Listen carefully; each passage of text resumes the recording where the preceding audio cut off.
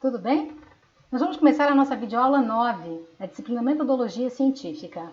Como fazer monografia ou TCC, que é o trabalho de conclusão de curso.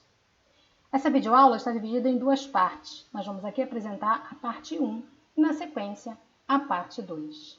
A monografia é o produto final do desenvolvimento do nosso projeto de pesquisa, aquele que nós tratamos na nossa videoaula 8. Então, nós temos na nossa monografia a organização de tudo que foi feito, do nosso objetivo e principalmente dos resultados alcançados. Nessa videoaula, então, a gente trata da apresentação dos elementos pré-textuais.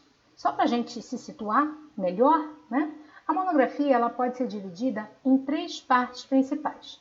Os elementos pré-textuais, que antecedem o texto principal, os textuais, que é o texto propriamente dito, e aqueles que nós nomeamos como elementos pós-textuais. Nessa videoaula, na parte 1 da videoaula 9, a gente vai tratar apenas dos elementos pré-textuais. Eles são a capa, onde se inclui o nome do autor, o título do trabalho, a folha de rosto, que tem mais dados sobre a identificação da autoria, a ficha catalográfica, que é uma ficha preparada pela biblioteca da instituição, que inclui, então, dados de catalogação bibliográfica do nosso trabalho, para que ele possa ser tombado em biblioteca. A folha de aprovação, onde consta o nome da banca examinadora, com o espaço para assinatura para a aprovação do trabalho, né? A de dedicatória, que é um elemento opcional a quem nós dedicamos aquele trabalho, e a seção de agradecimentos, que apesar de ser um elemento opcional na organização inicial da nossa monografia, é de praxe, né, inserirmos agradecimentos àqueles que colaboraram com o projeto, às instituições que fomentaram de alguma forma aquele projeto ou aquele trabalho. Então, sempre temos a quem agradecer. Ao técnico que foi ao campo com a gente, ao técnico do laboratório, os colegas de bancada, os colegas que contribuíram, que participaram, quem nos orientou, a instituição que fomentou a nossa bolsa, a instituição onde desenvolvemos o nosso trabalho, que cedeu espaço físico, recursos, enfim. De um modo geral, a tônica, né, a direção do agradecimento é primeiro agradecermos as pessoas e depois agradecermos as instituições. Mas é um elemento considerado opcional, mas muito bem-vindo e adequado de se constar na nossa monografia. A ordem que nós estamos apresentando os elementos pré-textuais é a ordem que eles vão se suceder no nosso documento de monografia. Né? Após os agradecimentos, a gente insere então o resumo. Né? O resumo, na sua forma estrutural da nossa monografia, ele vai ser muito semelhante à forma estrutural, por exemplo, de um resumo que levamos para um evento científico, apenas com a acomodação aí de número de palavras ou número de caracteres, conforme a gente vai ver na nossa próxima videoaula, que vai tratar de resumo em eventos científicos. Mas vamos lá. O que é o resumo? O resumo é uma apresentação rápida e compactada dos pontos relevantes do nosso trabalho. Nessa imagem aqui ao lado, que nós temos uma caixa cheia de itens dentro, nós temos aí a representação do nosso resumo. Então, vamos partir de uma monografia com lá suas 20, 30 páginas de texto e vamos compactar. Vamos reunir aquelas informações nessa caixa, que é o nosso resumo, que de modo geral não ultrapassa uma página. Então, nós temos 20 a 30 páginas reunidas em uma única página. E aí, a gente tem que exercitar a nossa capacidade de síntese. A gente tem que compreender quais são, de fato, os pontos relevantes do nosso trabalho que devem constar no nosso resumo, para que eu apresente dessa forma rápida e compactada aquilo que de mais importante eu obtive com o desenvolvimento do meu projeto, que está sendo então expresso a partir da minha monografia.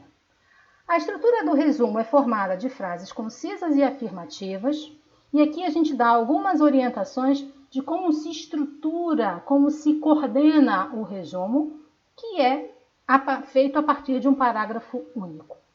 Então, começamos com uma frase introdutória sobre o tema, apresentamos o objetivo do nosso trabalho, De forma breve, os métodos, a metodologia que aplicamos, depois resultados e a conclusão, que, de modo geral, pode estar associada aí a uma única frase ou no máximo duas. O que a gente destaca aqui?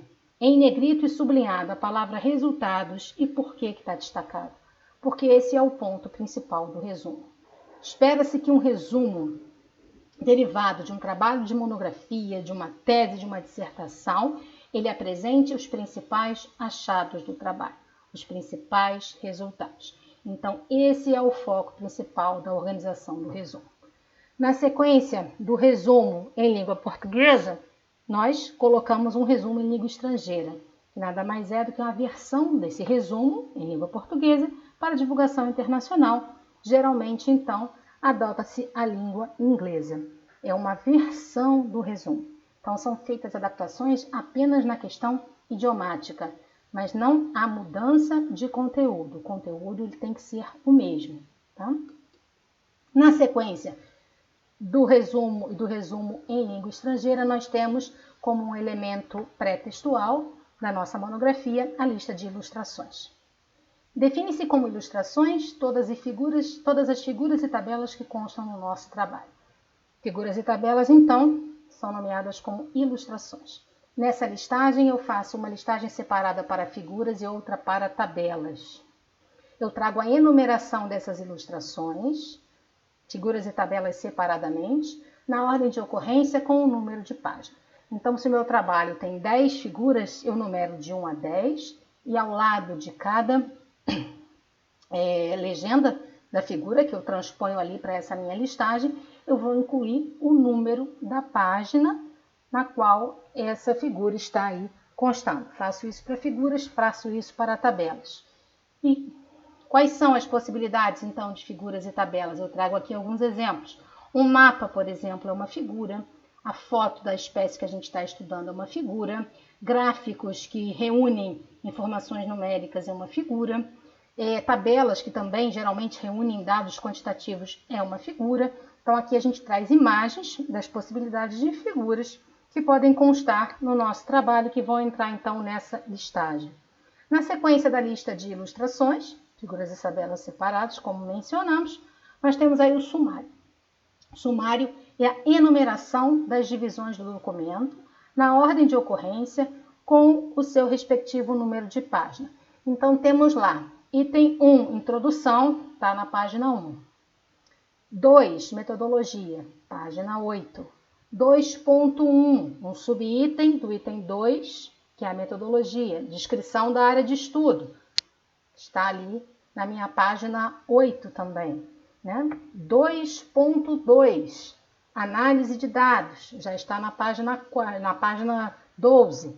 Então, eu faço essa relação entre as divisões do documento e o número da página, aonde essa divisão do documento começa a aparecer. Tá certo? Então, isso é o sumário, que é um último elemento pré-textual na parte inicial da nossa monografia. Tá? Bom, gente, agradeço a atenção de vocês. Não se esqueçam que a diligência, a atenção, né, na obtenção, na análise dos dados do nosso projeto de pesquisa é que vai levar a uma monografia ou um trabalho de conclusão de curso de alta qualidade. Não tenham dúvida, quanto mais atentos nós formos, quanto mais cumpridores das normativas científicas e do método científico nós formos, melhor será a qualidade do nosso trabalho. E se ele estiver bem apresentado, então, melhor ainda. Tá? Obrigada pela atenção e até a próxima.